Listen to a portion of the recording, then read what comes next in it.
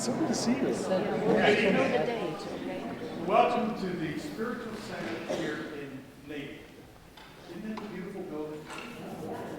It really is a lovely place to learn more about how God can help us down the path of life.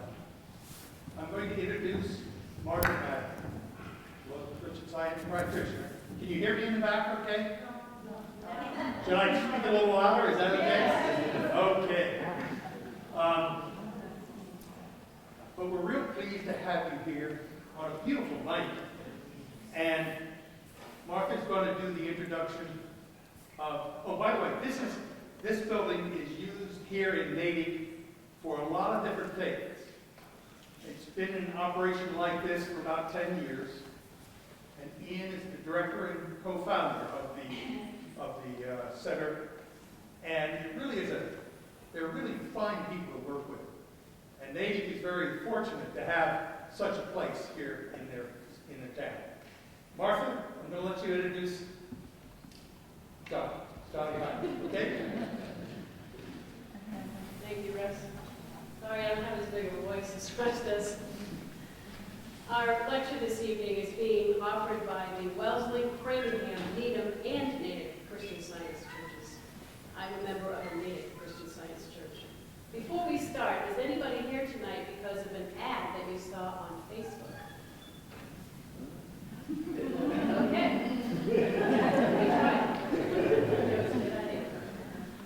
John Tyler is our speaker tonight, here to talk about the spiritual, practical approach to conflict resolution at the national and personal levels.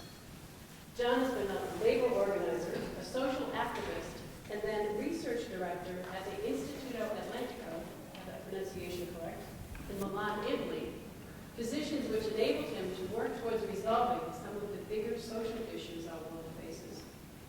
He has taught political science at Princeton University and at the University of Pittsburgh, where John established a residence for students seeking to heal racial divisions in this country. Clearly, someone intent on helping to resolve some of the major conflicts facing our world.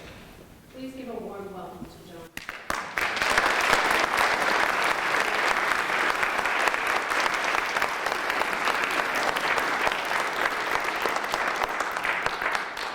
Well, thank you, and thank you especially, Martha, for that kind introduction. It's really a delight for me to be here. And yes, we're going to be talking about conflict. Conflicts of all kinds. It seems that we live in a world today where conflict seems to be close.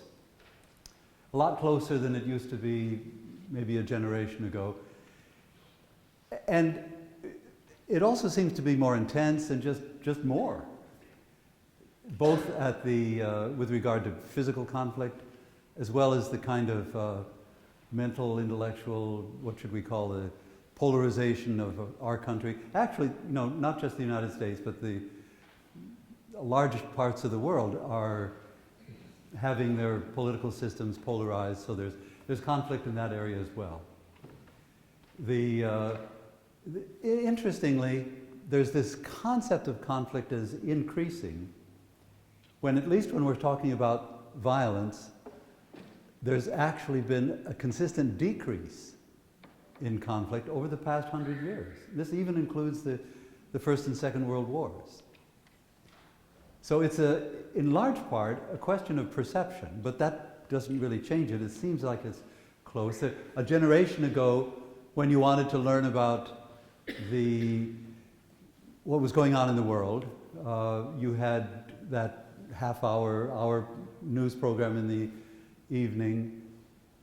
Now we have it 24/7, and not just newspapers and television, but all kinds of other media that are defining this kind of conflict. And unfortunately today, as in the past generations, even the responsible media kind of follow that dictum: if it bleeds, it leads. And so we have this consciousness of being in the midst of conflict. degree of conflict within the political realm has, you I'm sure are aware of this, many people are talking about it in relatively concerned, if at a minimum, sometimes frightened tones. The Pew Charitable Trust has a finding, really a very thorough survey of more than 10,000 adults in this country, finding that the degree of polarization that exists today in our society is the highest that it's been since the Civil War. Not a very encouraging statistic. But nonetheless, one that we have. And what I'd like to do this evening is to talk about ways in which we can deal with it at several different levels. There was a question asked of a Cherokee Indian chief. I'm going to tell you this story because to me it's quite simple and meaningful. With regard to this issue of whether or not there isn't something that just the ordinary citizen, the man in the street, can do to deal with conflict. And the chief, when he heard the question, he said, well, you know, for me, it's as though each one of us has within us two wolves that are fighting. There's a good wolf, the wolf of kindness, generosity, love. There's the bad wolf, the wolf of anger, jealousy, hatred. And the questioner wanted to know, well, which wolf is going to win? And the chief answered, the one you're feeding. Well, a simple description, but I think some profound sense in that. And in a sense, I'd like this evening to just reflect with you how we can feed the good wolf. Now, I want to look at this at several different levels, but before we begin that, I'd like, you know, we're not an enormous group here this evening. I'd like to suggest that as I go through this, what I think is pretty logical reasoning from point A to B, B to C, and so forth, you may not agree with some of that reasoning, and given the fact that we, I think, can deal with questions, if you'd like during the evening, you know, raise your hand. If you have a question, probably other people do. We'll have a question and answer period at the end in any case. But I want us to be together in thinking through this. And Christian Science committees that put on this kind of performance or informational lecture, they're called lecture committees. The problem is that today, people don't like to be lectured to. And as a result, they look for different terms. Can we call it a talk or maybe a seminar or something like that? And I'd like to call it a think. Because that's what I want us to do, to reason, and that's why I'd like us to be together. So feel free to raise your hand if you have a question with regard to the logic that I'm implying. I'm going to go kind of rapidly through this logic, but I'd like us to be together, okay? Good. And just parenthetically, I'm assuming you in the back can hear this with some clarity? Yes, you can, okay. Because that's one of those stupid questions. If you can't hear the question, nobody's going to. Well, the nature of conflict, as I've indicated, is tremendously varied today. That same question that I just mentioned that the gentleman asked the Cherokee chief was a question that was asked. This was an interview on television in Europe, asked of an Interpol officer, Interpol being the International Criminal Police Organization. And this gentleman had been specializing in dealing with the issue of the mafia being successful in taking over, if not the whole part of certain mid-sized European cities, at least segments of the government. And that question, you know, is there anything that the ordinary citizen can do, was one that clearly the interviewer expected a very strong negative to. You know, of course you need to belong to something like the Interpol or some organization that's dealing with these issues. But in fact, the Interpol officer answered with a very strong yes. There is something that the ordinary citizen can do. And he went immediately into his finding that for him, the thought, the mental atmosphere of the community was crucial. He had noticed that in those communities where what he described as a kind of mafioso spirit was present and generalized in the population, a kind of selfish, I'm in it here for my family, my extended family, my tribe, but the rest of the community is irrelevant to my interests. Where that mentality was present, the mafia was successful. And on the contrary, where there was a sense of willingness to volunteer and a kind of respect for integrity and especially generosity, people willing to work for the community as a whole, right there, if the mafia hadn't already sensed it and they tried to, because sometimes he said they can sense this, and they don't even try to take over the city. But where they tried to, and that mentality was present, they failed. Well, when I heard that, I heard all kinds of bells going off, because what I was reminded of was Jesus' Sermon on the Mount. For those of you unfamiliar with this sermon, it's what biblical experts have identified as one of the biographers from the New Testament, biographers of Jesus, Matthew, identified as the core teachings of Jesus that Matthew apparently selected and then put together in 3 chapters of his biography of Jesus' life. And in this Sermon on the Mount, it's a relatively brief sequence of ideas which begin with Jesus identifying specific mental approaches. It's called the Beatitudes. But mental approaches which Jesus was indicating are crucial as a kind of a beginning point. This is a general, this is the starting point that we need if we're going to improve our lives. And he then works on to an emphasis on exactly what the Interpol officer was talking about, namely what we have in thought. What is going on in our consciousness? Now, I find this interesting because what he then indicates, he's a Jew, he's talking about the law. He indicates he's not come to destroy the law, but to fulfill it. But he's indicating that they don't understand the law. It isn't that behavior is unimportant, but it's not the most important thing. And one of the things I think is interesting about this is that this mental attitude that existed 2,000 years ago, frankly, is the mental attitude we have today.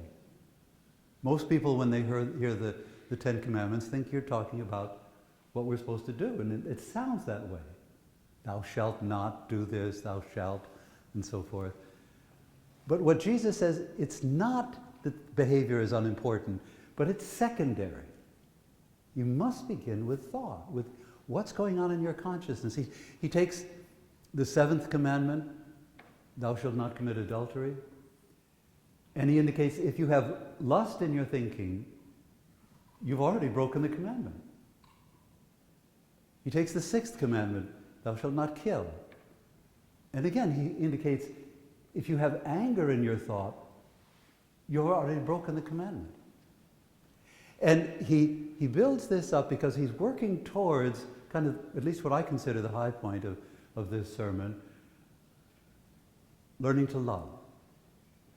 And again, even in this sphere, he identifies a characteristic of his time, which I think is, frankly, perfect description of our time.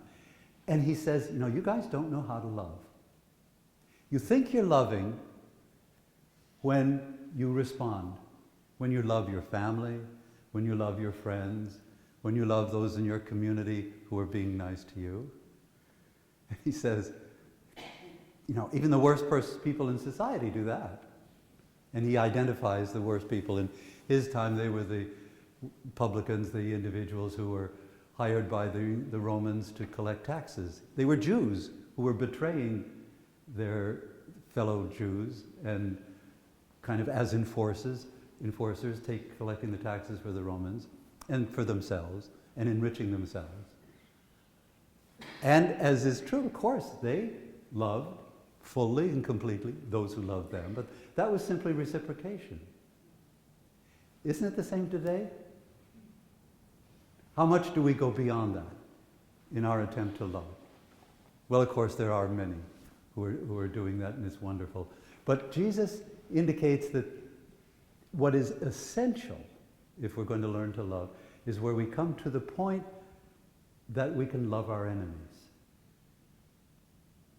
And he's very clear about the nature of that necessity, that actually the identification of the enemies. He puts it in very strong terms.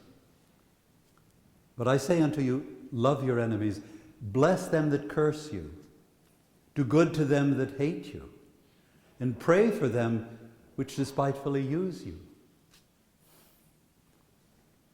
Clearly, this is something that was central to this whole process of learning to love. But when you think about it, if you've already defined an enemy, how are you going to love that individual? Well, I think we'll come back to this in a moment. Let's put this sort of on the back burner for a few minutes. I think it's impossible. And when we come back to it, I want to see what Jesus was really intending by this. But first, I want to, and we'll be doing that for the rest of the evening that I'm with you, we'll look at three levels of conflict. One is interpersonal, within a family, face-to-face. Second is community level. And the third, national, international level. The first that I'd like to deal with is my own experience, and it's the one that took place at the community level. For this, we're going to go back in time, long ways, back to the Vietnam era. As Martha mentioned, I had brief experience teaching at Princeton and came to Pittsburgh to take up a new teaching position and director of Center of International Studies. And I discovered that my new city, I had been active in the area of civil rights, that my new city had an extraordinarily racist government. City council and the mayor. There was one African American on the city council for the first time. But the very first thing that I learned about the politics of the city was that it was racist, and to a degree that I couldn't believe.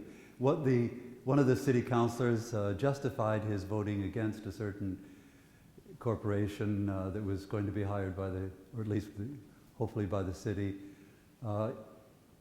His refusal was because that was a black organization. I couldn't believe it.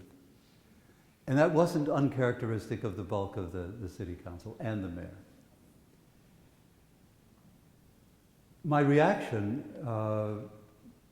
I'm a little bit embarrassed to say today, was hatred. These were bad guys. These were the enemy. And at that point, I frankly thought I was totally justified in hating them. I kind of enjoyed it. I mean, that was what I was supposed to do. And there was a lot of debate. This was 1967. There were a lot of racial riots throughout the country. Pittsburgh was without any racial disturbance. In the political science department, we had all kinds of theories as to why this would be the case. And then, in April of 1968, my mentor, Martin Luther King Jr., was assassinated, and the city burst into the worst racial riots of its history. I mean, really very severe, massive loss of life, loss of property. National Guard was called out, and there was a the most severe curfew ever established in an American city. For 10 days, we couldn't go out after 4:30 in the afternoon. It was a horrible mess. And I mentioned that the one African American on the city council, well, he was a Christian Scientist. I did not grown up in Christian Science, but I had discovered it in my late teens, and I had become a part of the church. This is the same denomination as the churches we were sponsoring this Think this evening. And he suggested that our church invite the rest of the city council, the mayor, the economic elite, the CEOs of the large corporations in the city, and the academic elite, the chancellors and presidents of the universities, to a meeting. And the church agreed that this would be a good case, and they decided to call the meeting Love Leads the Way. And they invited me to chair the meeting. Well, you can imagine my rather uncomfortable position. And later I learned that in psychology it's recognized that you can hold simultaneously in thought two totally contradictory patterns of ideas. That was clearly mine. Because I loved the hating that I was engaged in, but I knew perfectly well this religion that I had discovered maybe 10 years before was, well, the founder, Mary Baker Eddy, describes its heart and soul as love. And throughout her basic textbook, Science and Health with Key to the Scriptures, she talks about love almost every page. And she makes statements such as truth destroys error, so love destroys hate. Well, somehow, and I agreed with all those. I thought those were wonderful statements and affirmations of the truth. So what was happening in my thought, and this is, again, there's a psychological term for this, I was experiencing, when you bring these two ideas that people have managed to keep separate up to a certain point into proximity with each other, you experience cognitive dissonance. I was in the midst of intense cognitive dissonance and really wrestling. And a good friend of mine suggested, he said, John, imagine that the person you're hating the most, imagine that individual asked you to pray for him. Well, you know, that was it. With just a couple seconds, I recognized that's the answer. And you see, what I had learned in my brief study of Christian Science was that prayer is more than just an asking of God for something, a petition of some kind. Not that that's unimportant, that's wonderful. It's turning towards God. But this is a science, and it involves an understanding of what Jesus calls the government of God, the kingdom of heaven, the kingdom of God. And it's a kind of a reasoning process in which you understand the laws, how they apply, and particularly how they reverse whatever problem it is that you're dealing with. And even more than that, there's this need, if you're going to pray for an individual, to see through what could be called a physical facade. That is, our picture of someone is the way in which we identify that individual through our physical senses. And we recognize what the physical senses are conscious of is not the real identity of that individual. What we need to do is to break through that facade to begin to sense a very simple logic. And that is that there's a creator. St. John calls that creator divine love. That creator, God, is the source of each one of us, of each individual. He's the creator of us as his ideas, his creations, and we're godlike. We couldn't be other than that as creations of God. And so the goal is to be able to sense spiritually that reality, that true identity of the individual. And so to pray for someone then is to mentally push aside that physical picture and use our spiritual sense to become aware of that person's spiritual nature. Now, this is kind of crucial in this whole process, so I want to conduct a little experiment, because I'm going to be talking about spiritual sense, and it's not immediately apparent what spiritual sense is. I've identified it as something not the physical senses. Okay, that's what it's not, but what is it? Okay, let's imagine that you have the opportunity to speak with two individuals who are very similar. They look alike. They're not twins, but they're the same gender, same age, same build, same race, and so forth. So I want to set this up so that there's nothing physical about them which is enabling you to distinguish one from another. You have an opportunity to speak with these two for, let's say, 5 minutes. And you come away from that conversation with a recognition that there was one of the two that you felt you were on the same wavelength. You know, there was something you could trust there. The other, not so much. Not the kind of person you'd like leaving your wallet with while you went swimming. Now, you haven't had exactly that experience, but I know you've all had many experiences very similar, where you've met individuals, not necessarily pairs, and there's something that you sense about them. You have a moral sense, and there's that moral sense which is operating and is conscious of detecting that. It's something which, again, you know, it's not as though honesty or integrity or kindness has any physical characteristics. It doesn't have a weight, doesn't have a color, doesn't have a smell, but you can sense it. And we do that, all of us.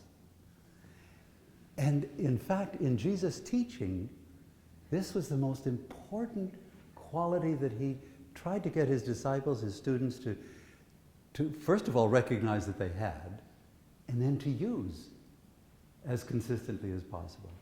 Okay, so this is spiritual sense. And it's what I knew I had to use if I were going to pray for someone. I needed to, again, push aside that physical facade. And in this particular case, there was also what I call a historical facade that I had to push aside as well. Because I had identified, in this particular case, this city councillor, not only physically, but with ideas, policies that he had favored or opposed. He had a whole background. He came from and had a certain history. And I needed to, again, mentally push aside all of that history. So I had to eliminate that historical facade if I was going to spiritually sense his real identity. And this is what I had learned in Christian Science. Mary Baker Eddy, I'll talk a little bit about that in a moment, but one of the things that she recognized was a key element in Jesus' teachings was the consciousness of the spiritual sense and the need to use it. And in fact, she recognized that was the way he healed. That's what enabled him to overcome all the kind of physical problems that people of his day were associated with or embodying. Well, I was making some progress in this direction. It was still enormously difficult. And then I discovered an essay that Mary Baker Eddy had written just 80 years before. And I'd like to read you just the beginning of it. This is an essay called Love Your Enemies. Couldn't have been more appropriate. And it's right at the beginning. She wrote her major work, Science and Health with Key to the Scriptures, a book that we'll talk about a little bit later, but that the churches are making available to anyone who'd like to have a copy for a reduced price of $5. But this other work is called Miscellaneous Writings. She wrote a number of other books. And right at the beginning of this particular book is this 5-page essay. It begins with 3 sentences. Who is thine enemy that thou shouldest love him? Is it a creature or a thing outside thine own creation? I was creating my enemies? Well, the third sentence, which is also a question, is, can you see an enemy except you first formulate this enemy and look upon the object of your own conception? Well, I realized that's what I had done. I had all these conceptions, and I had attached them, I had identified not only that particular city councilor, but others, and I had essentially created them in my thinking. I had formulated all these conceptions and made that association as though that were their real identity. Now, I'm not saying that the policies and so forth are things that we should accept, but we can, if we're going to reach that point where we're praying for someone, where we're able especially to sense spiritually their true godlike nature, we do have to eliminate both the physical picture and the historical picture. Otherwise, we're seeing a human being, not a divine creation.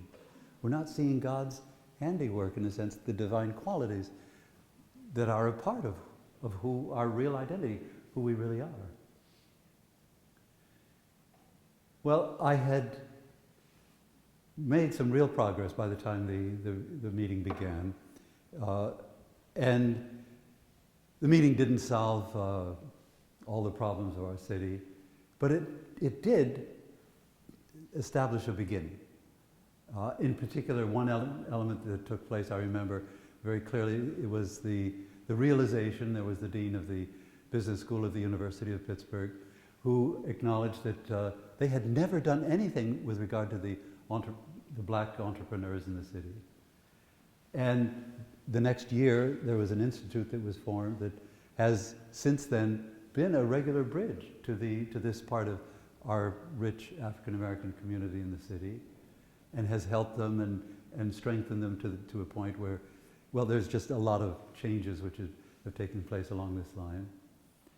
There was another element, this was in my own experience, the inspiration to form that living unit Martha mentioned, that became a part of my prime activity for the next 5 or 6 years.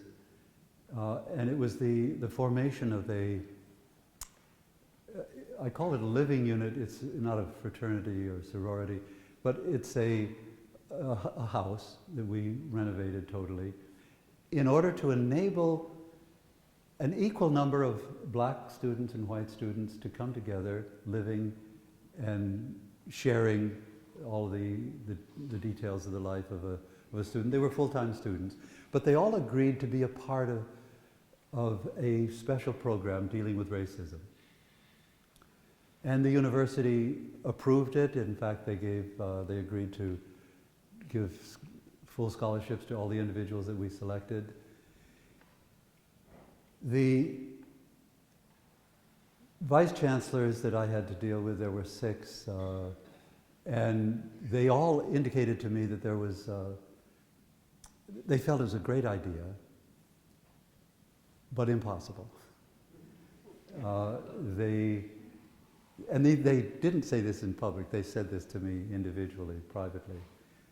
They were sure that within the first 6 months, either it was going to be firebombed or there would be such pressure put on the African American students that they'd withdraw. Well, that was 48 years ago. It's still intact. It wasn't up until just a year ago in exactly that form, and it's now taken a different form. But for me, one of the interesting aspects of this whole experience was that individual whom I identified as the one I hated the most, became the means by which, first of all, we were able to gain a city variance for the building that we needed to accomplish, and then enabled us to have a tax-free status within the city. And he became a good friend and one of our fiercest defenders, at least, with regard to the city politics. Miracles do take place. Well, I've talked about, within this think, ways I think that we can feed the good wolf. And in particular, this means of resolving conflict. But I haven't mentioned one quality that is just absolutely essential if we're to engage in conflict resolution. And for Jesus, it was primary. He talks about it frequently, and he requires of his students that they engage in this totally. The most vociferous of his students, Peter, in fact, at one point reacted. He knew that this was very difficult, and so he asked Jesus, almost assuming that this is going to be impossible, if I try 7 times, isn't that enough? You remember what quality this is? You know your Bible. Yes. Forgiveness. And of course, Jesus answers that question of Peter's, no, I say unto thee, not until 7 times, but until 70 times 7. This doesn't mean once you've reached the 491st time that you're off the hook. This was Jesus' way of saying, no, Peter, there's no way that you can avoid this. This is the most essential quality. And you have to have it. You have to reach it. And he knew that it was difficult. And that's, of course, why he insisted that we engage in it. And what I'd like to suggest at this point, I said we were going to come back to that issue of loving your enemies. And I think what he recognized was essentially we need to, you could say, deconstruct the enemy.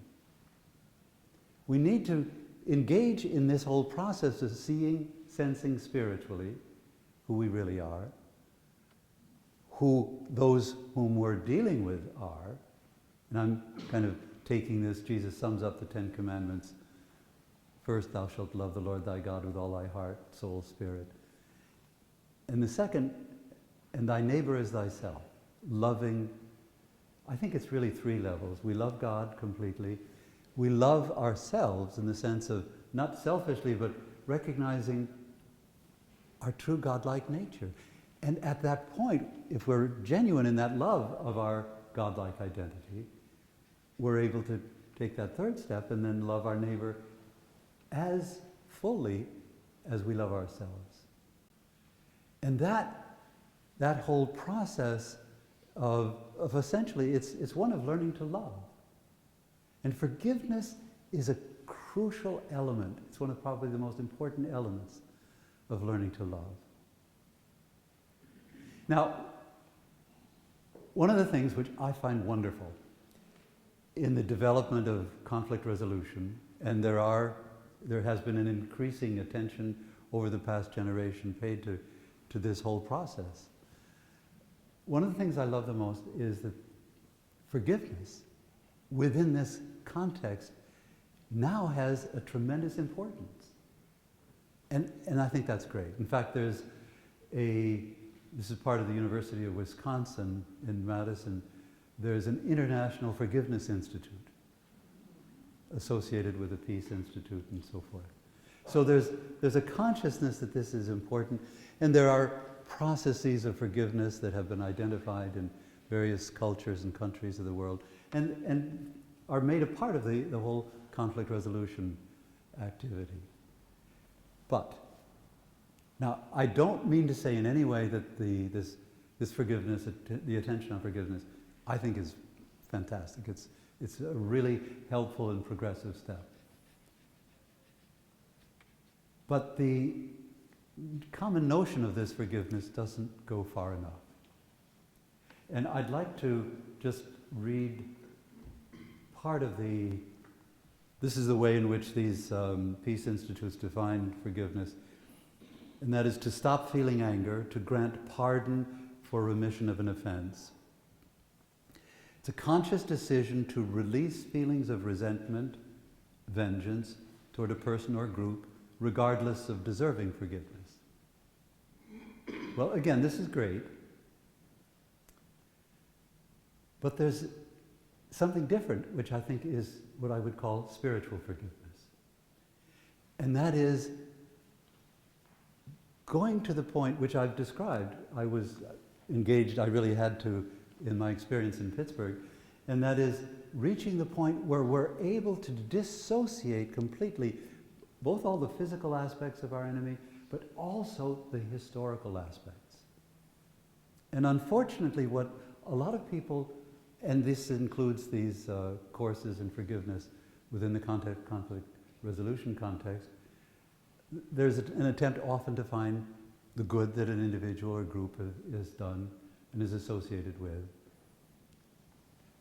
And that brings your thought down, identifies with the human being, the limited, and inevitably the difficulty of dissociating the historical now becomes impossible because you've identified this person essentially as a human being.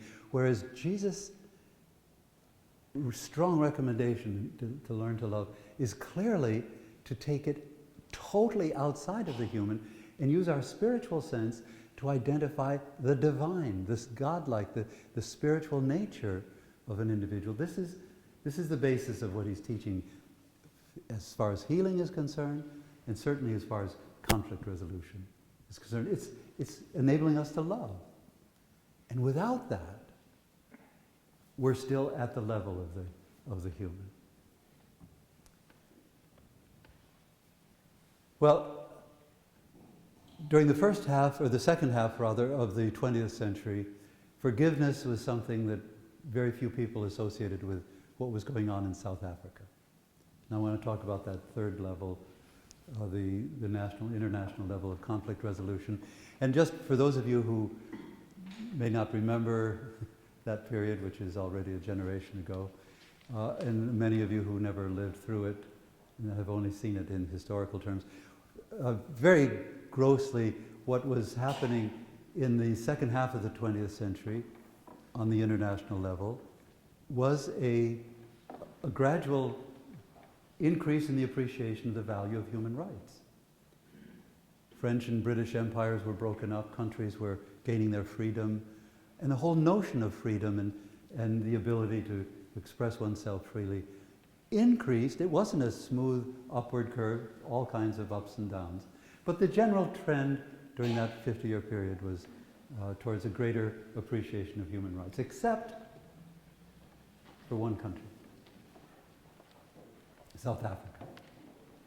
In 1948, the apartheid government, this is a government which instituted a formal policy of separation, apartheid, a separation of white from black.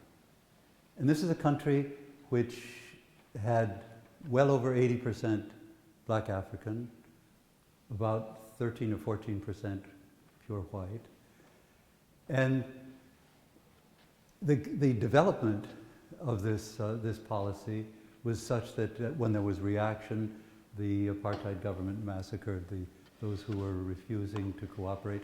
And it was moving towards, and finally towards the 80s, actually was instituting concentration camps, which were slave quarters, and the world was horrified, but frankly quite ineffective in effecting this. All of the resistance on the part of an African National Congress and other organizations was put down with massive military force. And the expectation on the part of everyone, I mean, I remember looking desperately for some kind of hope, and no one saw any possible solution, given the history, this 30-year history of increasing application of the apartheid policies, who didn't expect the worst revolution that the world has ever seen, the greatest bloodbath. And you can imagine where there was that great degree of oppression of such a large portion of the population. At that point, I was approached by some South Africans in the Pittsburgh area, all of whom had spent quite a bit of time in South African jails, who recognized that, yes, there was going to be the bloody revolution, but who were looking towards after the revolution and recognizing that there was going to be a need for some framework in which to pull together the government of the society. I had taught constitutional law. I had been engaged in civil rights activities. And I think there was a lot of divine guidance that was involved, because it was one of the most exciting periods of my life. These individuals, they were forgiving individuals. There was a spirit of forgiveness that was indescribable, and characterized, incidentally, by the activists who were still in South Africa. Desmond Tutu was one of these, African Episcopalian minister, archbishop, in fact. He received the Peace Prize in 1984, and in his acceptance speech, he said, "A life without forgiveness isn't a life worth living." And this characterized the mentality of these individuals. The leader of these, Dennis Brutus, worked with me, and we talked about, I expressed my appreciation of that mentality, and he answered with a description of the need for the human forgiveness. And it was at that point I referred back to my previous experience in the city and development of this idea that there is a spiritual forgiveness that goes even beyond the human. And he was overjoyed to learn of that. And he had all of the other members of us gathered together in our home in the evening. We spent quite a few evenings long discussing the nature of this historical, pushing aside essentially the historical facade, so that we could arrive at that awareness and application of divine forgiveness. And they recognized that it was difficult. In fact, for some it was impossible. And they were willing to participate in the human forgiveness, but that, going to that further degree they didn't understand how it could be done. Dennis did, and as I say, working with him was a joy. And we completed at least a draft of a potential constitution. And in our discussions of the forgiveness, it kind of overflowed into a recognition of the need to create some kind of framework within which there could be a kind of mending of the social fabric which had occurred, a reconciliation. And there had been some attempts at this by creating institutions. We suggested a legal framework in which these rents could be mended, in a sense, after the revolution. Well, as we were working with these plans, forgiveness broke out in South Africa. February 11th, in 1990, the leader of the African National Congress, Nelson Mandela, was forgiven, was pardoned. And this took place under F.W. de Klerk. There had been the previous leader, Botha, was real reactionary. De Klerk was supposed to be even worse. And yet that was one of his first acts. It was to forgive the leader of the African National Congress. And this began a kind of snowball. There was more forgiveness from the African National Congress and then more from the apartheid government, such that within 4 years, they had accepted our sketch of the initial constitution. There was not only a new constitution, but elections and frankly, probably the most democratic elections that had occurred in the whole continent of Africa at that point. And of course, Nelson Mandela was elected president. This person who had spent 27 years in prison, most in solitary confinement, who had a lot to be resentful for, but again, who characterized forgiveness itself, kind of overflowed with that sense of forgiveness. And you could see in the conduct of his presidency that the way in which forgiveness itself is a part of loving. Well, there was a further step, and that is the one in which the government accepted our suggestion of an institution that would begin at least the healing process. And they set up a court structure that would enable individuals who had committed crimes, some of which were heinous, real, very serious crimes for which they could be prosecuted. And these individuals, if they really were genuinely repentant, were willing to ask for forgiveness, describe the nature and detail of their crime in the face of the victim or the victim's family, were they to meet all of these criteria, they could be forgiven. They could be amnestied. And the court structure was established in 1995. Bishop Tutu was established as the head of the court. A wide variety of jurists were organized, and for 2 years, there, in a sense, court proceedings, amnesty proceedings were held for thousands. A large number of which, a majority, somewhere 50 to 60%, because there were judges to judge whether or not the person had fulfilled all of the needs and was actually sincere in that request for forgiveness. And so there was forgiveness, and there was especially a kind of reconciliation and cathartic. There's PBS, Bill Moyers did some specials on this that you can see, and the trials are heartrending. But in the eyes, at least, of Desmond Tutu and many, many others, they were wonderfully successful. And for me, it's just wonderful to think of a court proceedings based on love, based on forgiveness as its reason for existing. Well, I mentioned earlier I wanted to come back to a little bit of what Mary Baker Eddy represents, because she was an individual who had a very unique, I think, approach in terms of desiring to understand her situation. The first half of her life was one in which there was an enormous amount of suffering, sickness, a spinal problem that she was never able to overcome. She grew up in a very religious family, very close to here, as many of you know, just in southern New Hampshire. And this religious orientation had enabled her to have, as her first reaction when there was a need for help of some kind, to turn to God in prayer. And it's helped sometimes, never on a permanent nature.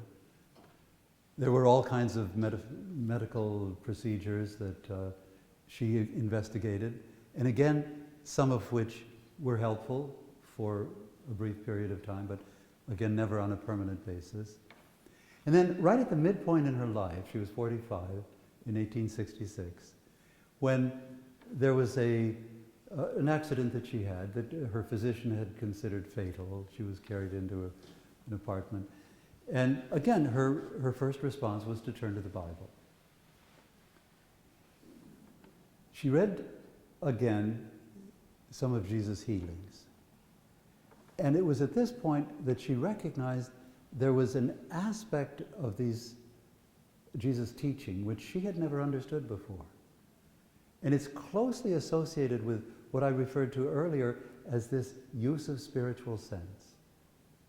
it was so clear to her that Jesus was teaching his students that they had this spiritual sense, that they could develop it, and that through its use, they could begin to do what I've described as the effect of prayer, being able to push aside the physical picture of an individual, to sense the divine nature and the historical, to be able to bring into consciousness an awareness really of the purity and totally godlike nature of the individual. She describes this. I mentioned that she'd written a number of books. This particular book, which again is available for after the lecture, is one that she not only cared, very deeply. It was the first one that she wrote, and she wanted it to be a kind of healing manual. And she came back to it again and again and again to make it simple and clear for anyone. She wanted it to be something very useful. And I'm just going to read a couple sentences which describe this insight that she had into what it was that Jesus was teaching his disciples that enabled them to heal. So she's describing how he healed. And she says, Jesus beheld in science, by in science she means from a purely spiritual perspective. So Jesus beheld in science the perfect man who appeared to him where sinning mortal man appears to mortals.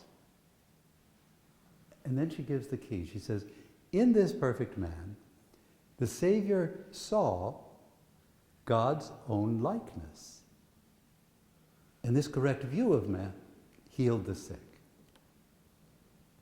Now, if you look at the verbs of these two sentences, she's talking about seeing.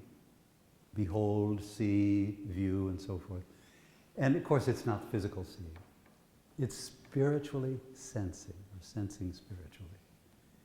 It's, again, breaking through the facades to be able, nothing to do with what the physical senses perceive, to understand, to sense, to value.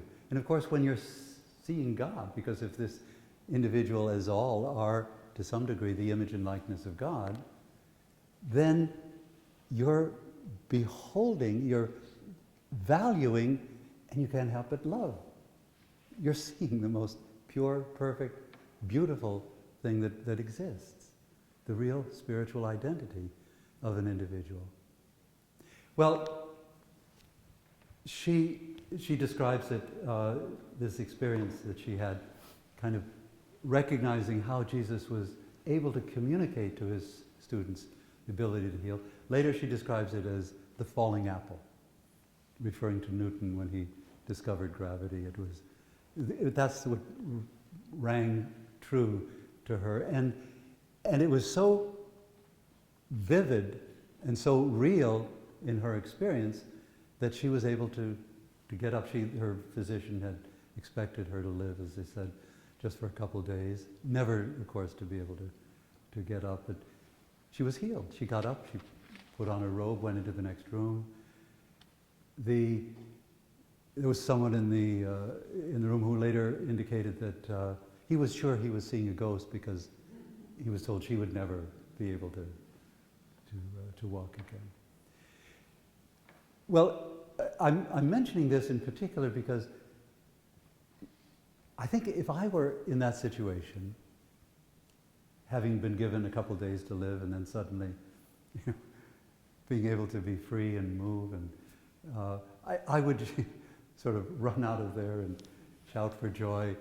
Her response, it wasn't, of course, I'm sure she was enormously grateful, but her immediate response was, how did this happen? How can I understand it? She had this scientific bent, and she plunged into a study of the Bible to discover what it was that enabled Jesus to heal, that enabled his students to heal, that enabled her to be healed. And during that first year, and this was really, I mentioned plunged in, and she was really convinced that this is where she was going to find the answer. And she found answers, she found ways in which she could understand this whole phenomenon, and she tested it. She wanted to see if she could heal on the basis of this. And she was able to. And within that first year, she had healed a case of tuberculosis, a case of deformity, a child with a clubbed foot. In fact, many, many other healings took place during that first year. But this wasn't enough. She had found out that she understood the process. She could now, and this is the real test, could she communicate it to another? Because this would show that it wasn't some supernatural gift, wasn't some special ability, some mysterious power. It was something which could be scientifically understood and communicated easily, not easily, but naturally to another. And just as for Jesus, his students weren't the intellectual elite of his society, they were simple fishermen. Well, for Mary Baker Eddy, her first student was a simple shoemaker in Lynn, just north of Boston. And she found that she was able to convey an understanding of this healing process. He was able to heal. Well, this was kind of the beginning of a wonderful movement. She recognized that. It wasn't an easy one, but within 20, 25 years, there was a demand for the healing individuals and the people who were at the very beginning who were willing to commit themselves on a full-time basis to practicing in this way were called practitioners, Christian Science practitioners, not just for believers, but for anyone. These were scientific laws that could be understood and used, and there was a demand for the healing, so the demand for practitioners, and then a demand for teachers to be able to produce more practitioners. And she got to a point where she was herself teaching, training teachers, sending them out really to all the cities of the world. There was a large group who assembled in New York City, and within not too long a time, there was conflict. One of the teachers, a fairly charismatic individual, felt that, well, yes, Mary Baker Eddy was the leader, but she was the sub-leader. And she made attempts to govern the activities of all the teachers in the New York area. This did not sit well with the other teachers, needless to say, especially given a number of the tactics which this individual used. And Mary Baker Eddy became aware of this very rapidly, had communication with the other teachers. And I'd like to share with you something. It's part of a letter that Eddy wrote to one of these other teachers. She had trained all of these teachers. This is an individual named Laura Lathrop.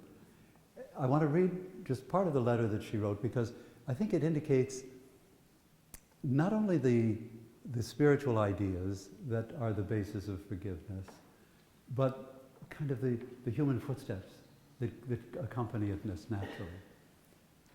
And this is what she says. These are just some sentences extracted. You have entered, this is 1890, Eddy to Laura Lathrop. You have entered the straight and narrow path that leads to bliss, eternal, ever unfolding love. Oh, press on, darling. Never look back. Love all, underlined. Overcome evil with good. Bless them that do not feel like blessing you. Oh, love all, everyone, and especially, underlined, love your enemy, if you have one on earth.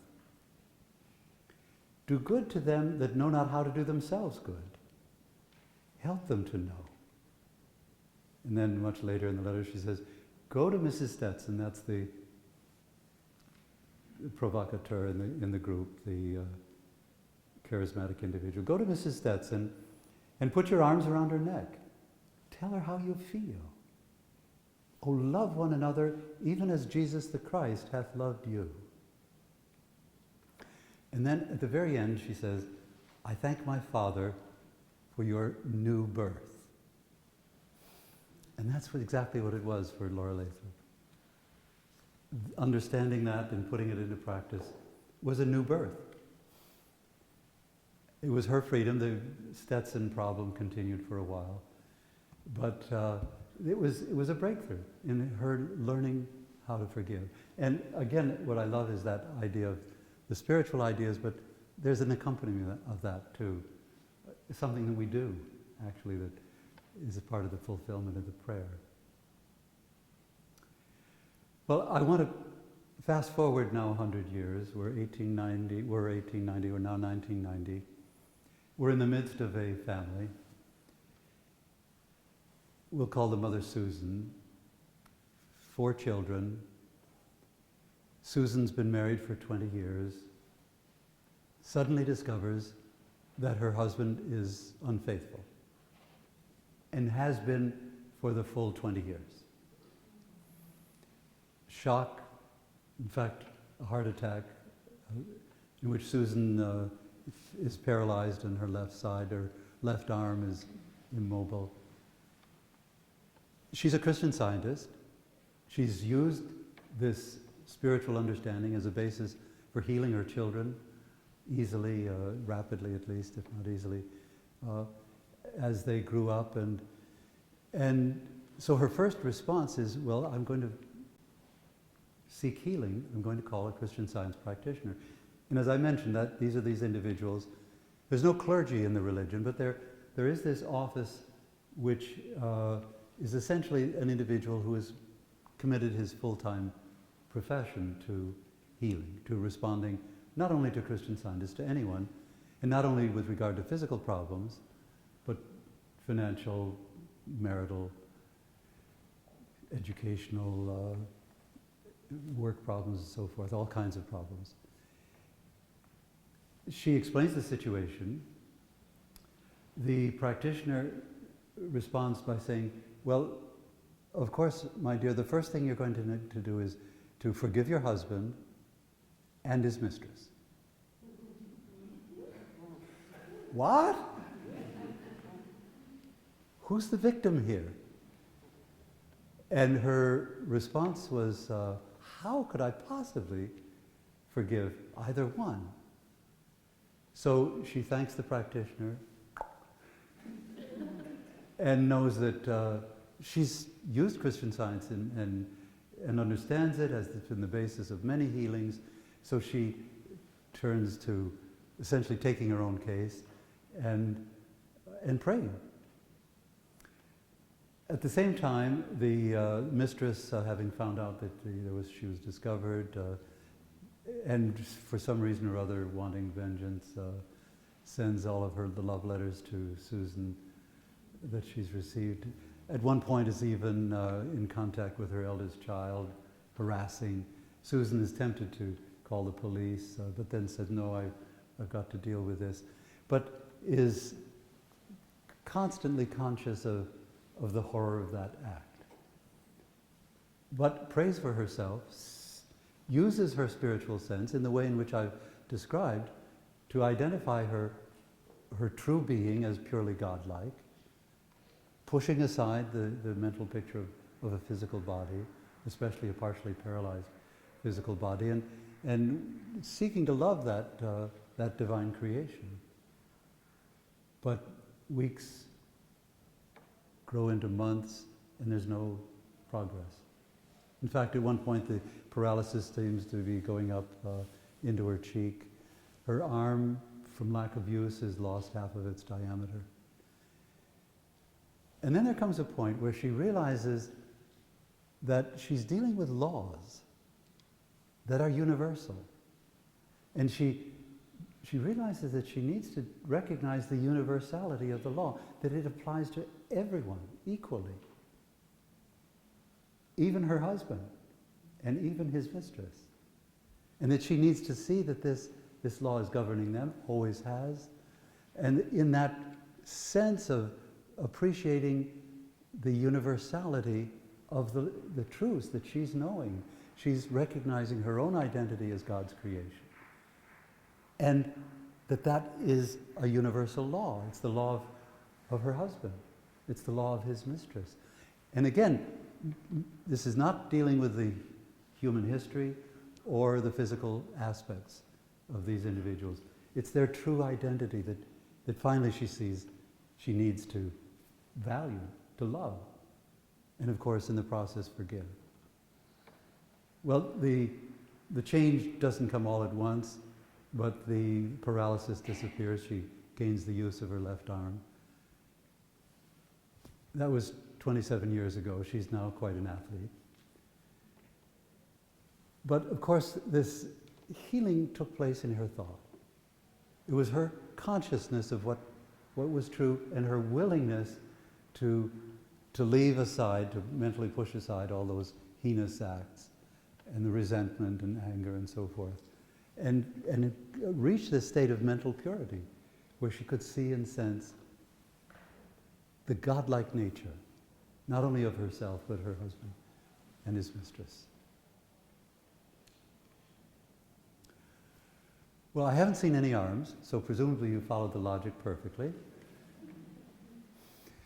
And what we've done here, I think, this evening in this attempt to feed the good wolf is to, first of all, recognize the crucial nature of consciousness, of thought, what's going on in our thinking.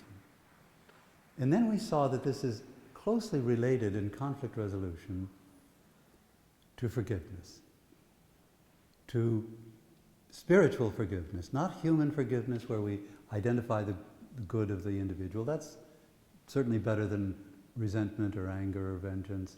But it's the spiritual forgiveness that we want to reach, where we're able to sense spiritually the godlike nature of our would-be enemy. And I think we've seen that that leads to an ability to love.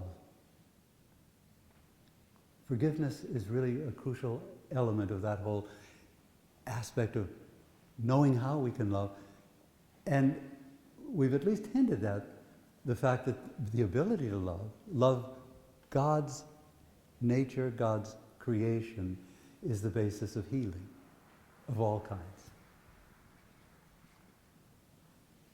Now, I know, because I've had the experience of attending things like this, or at least talks or lectures, that individuals, and in fact I've had this experience when I've heard some really good ideas that I want to put into practice. And here we are, Tuesday evening, Wednesday kind of is a full day, and Thursday, Thursday afternoon, Thursday afternoon I've got another appointment. And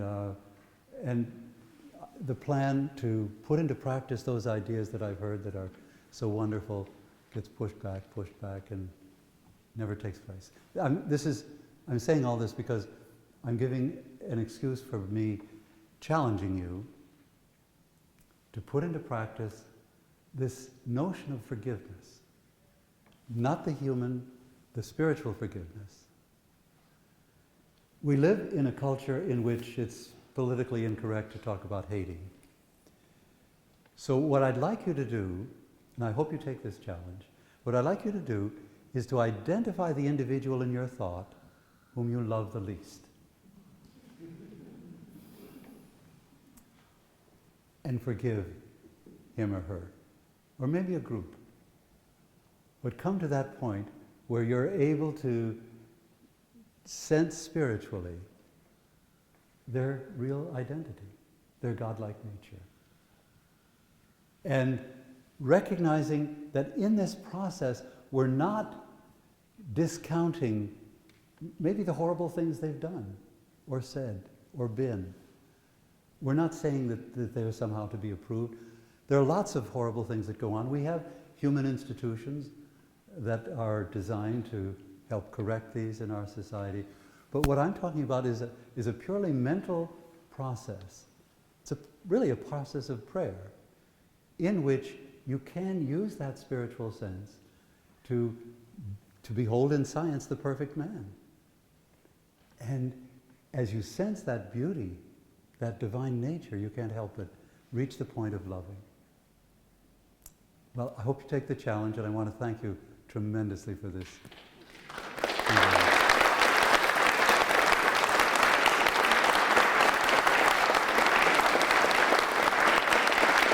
Thank you.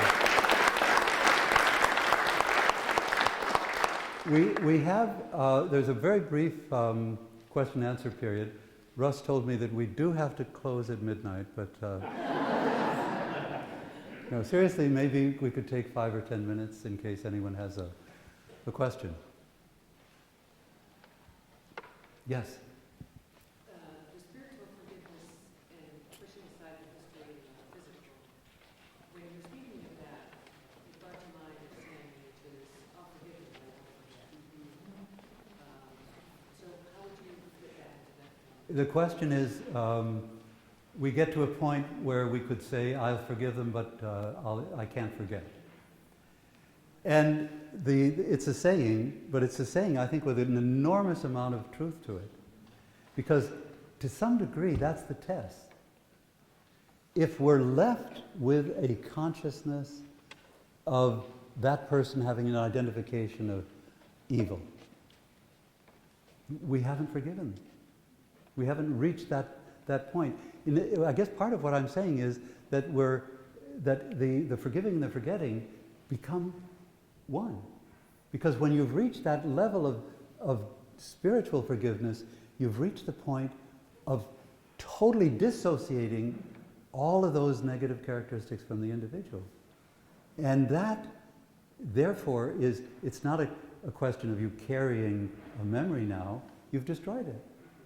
You've dissociated those evil characteristics from the individual. Now, again, this is not to say, because part of the problem I think that many people have is that there are people who do horrible acts. And we're not saying that those horrible acts are to be approved in any way. But we are saying that we can come to the point in our identification of individuals where we're sensing something which is beyond the human, something which is purely spiritual about their nature, their identity. Then we're reaching that level of consciousness of who their godlike identity. And that frees us from all of the other preoccupations. There's not too many references in the Bible to this whole process of overcoming evil, in one sense. There was one of these individuals who was, I mentioned the publican. These are the people who betrayed the Jews. They were Jews who for the love of money and power, were willing to work with the Romans. Well, there was one of these individuals in Jesus' experience whom he healed. And again, it was not in any way a question of Jesus approving what he had done. Zacchaeus, was that horrible individual. But there was Jesus' ability to see through all of that to the godlike nature of that individual was the basis of his healing. Yes? It just came to me that the quote in the Bible that represents or reflects what you're sharing is nothing can separate us from the love. Yes, this is Paul's letter to the Romans where Paul indicates that, and this is one of the key teachings of Jesus, the oneness that we have with God. It's a fascinating arena. We have a language which largely comes from our material experience, our physical experience. So the language itself is not the most perfect means of being able to appreciate the spiritual ideas that Jesus is communicating, or that Mary Baker Eddy understood Jesus to communicate. In fact, she says that English, as all other languages, is inadequate to the expression of spiritual ideas. And she then refers to the corrective, which is our spiritual sense. It's through our spiritual sense that we can reach that. But this is a phenomenon, a fascinating one, where Jesus is trying to identify the impossibility of there being a separation between God and God's creation. And we have, if we talk about a creator, we talk about a creation. Let's say the creator is a potter, The potter creates a pot, and there's a point where the pot is complete and it's glazed and put in the oven and on a shelf and sold and so forth. There's a separation. What Jesus is trying to indicate is that his picture of creator and creation is one in which there's never a separation. In which it's not that man is God. In fact, he, in order to clarify this, says, using himself as an example, I and my Father are one. Well, it didn't mean that he was God, even though many religions interpret it that way. He was communicating this very subtle idea that there is this phenomenon in which there are not two separate entities. It wasn't Jesus and God. It isn't God and man. It's man as an expression. And if you look at the variety of... Mary Baker Eddy is wonderful at this. She uses verbs which indicate a relationship of man with God. Express. God is the expressor, man is the expression. And the expressing activity is going on constantly. God is the builder, man is the construction or the creation. And again, the building is going on constantly. Man is the manifestation, God is the manifester. It's the identification of the creation is referring us constantly back to the source. So that hopefully at the end we have this sense of an unbroken unity that we have with God. And we don't have a means of communicating it very well. Just one last point in this regard, because it's something I didn't catch, I remember the first 20 times I read it in her textbook, Science and Health. And that is, she asked the question, this is the beginning of a chapter on questions and answers called Recapitulation. And she asks the question, is there more than one God or principle? And she answers, there is not. Principle and its idea is man. Do we have any grammarians in the audience? Yes, principle and its idea, what should they? Should be are. It's a plural subject, right? Principle and its idea, not is, but she uses that. It's the verb in the singular. Because this concept of creator and creation is. Creator and creation aren't are, isn't are. There are ways we have metaphors, and she uses lots of metaphors, but it's a crucial aspect of just understanding the nature of God and man's relationship to God. Time for one more question. Yes, maybe two. We'll have that one. Yes, go ahead. My question is that there's a lot of discussion in schools and in workplaces about sort of, the bully mentality, and it sort of seems like what happens then is there becomes sort of this bully and the victim. So how would you lift that up? Well, first of all, it's the identification of the bully. Because and again, we're not saying that bullying isn't something that should be totally eliminated and is a big problem, and there are different ways in which we can deal with it. But if you're going to reach an identification, accurate identification of God's creation, then you just have to see, I've indicated, and I know this is a slightly weird term, the facade, as that which tends to prevent us from making an accurate identification. The physical facade that prevents us, from identifying the spiritual being, but the historical facade, and in this case the past of bullying, would be a way of masking or hiding the real identification of that individual. And if we're going to reach forgiveness and an effective prayer, which is going to destroy the bullying itself, then that's what we need to do. We can't accept the idea that there's a source of the bullying. It's a good question, and we had a long time we could go through that. But again, it's the ability to push aside that identification of the bullier as somehow his real being. Push that aside, and then we can deal with God's creation, and on the basis of that understanding of that, bring about the healing. And, well, there's one over here.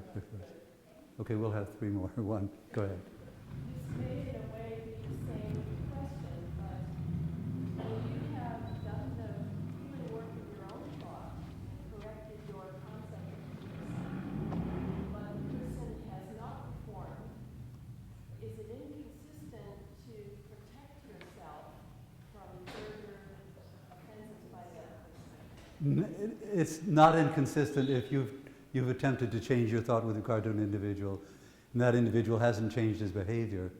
No, it's totally consistent to protect yourself. This is, and I'm really dealing exclusively with consciousness. How we deal, in the practical terms, there are lots of situations in which protection is certainly very desirable. But with regard to how we deal with this in thought, this is, I think, at the heart of what we need to change. My Yes. question has to do with restitution. It has to do with Native American roots and the history of our black friends. The restitution question isn't one that's easily set aside. Right, the question of restitution, and of course this gets at the whole idea of justice when there's unjust activities that have taken place. How do you compensate for these? And this is a realm in which we enter into the human institution. And there are lots of ways in which to deal with that. But, and that's important. But these are social phenomena that I guess I would suggest are secondary to the primary activity that we're engaged in. And that primary activity is to see God's creation. And that which prevents us from doing that then is going to lead us into, a realm where our preoccupation is, I would describe it at the human level. It doesn't get at the real roots of the problem. And we need to, when we correct the roots, we pull out, in a sense, the roots, then we're in a position where we can debate what the social correction needs to be. And yes, there are lots of cases in which the restitution would be natural and logical and part of the healing. But that flows from the more primary understanding of the spiritual reality that undergirds it. About that situation Would lead to, yes, exactly, yes, yes, yes, and yes, the wonderful thing is, and this is what Mary Baker Eddy identifies as the Christ, which is the action, the effect. It's a kind of, and Jesus was teaching this to his own students, that is when we get our understanding of the underlying realities clear and accurate, and we're comfortable with them, that's our first primary understanding of God's kingdom. Then the consequent, our own behavior, the kinds of policies and programs that we advocate, flow from that and are corrective. But we need to get at the basic things first. like Mandela. Right, exactly. Well, you've been great. I'm willing to stay here again, well, at least another. Russ told me we had to be out of here by 9, but we can, I'm sure, bend that a little bit. But thanks again for your thought.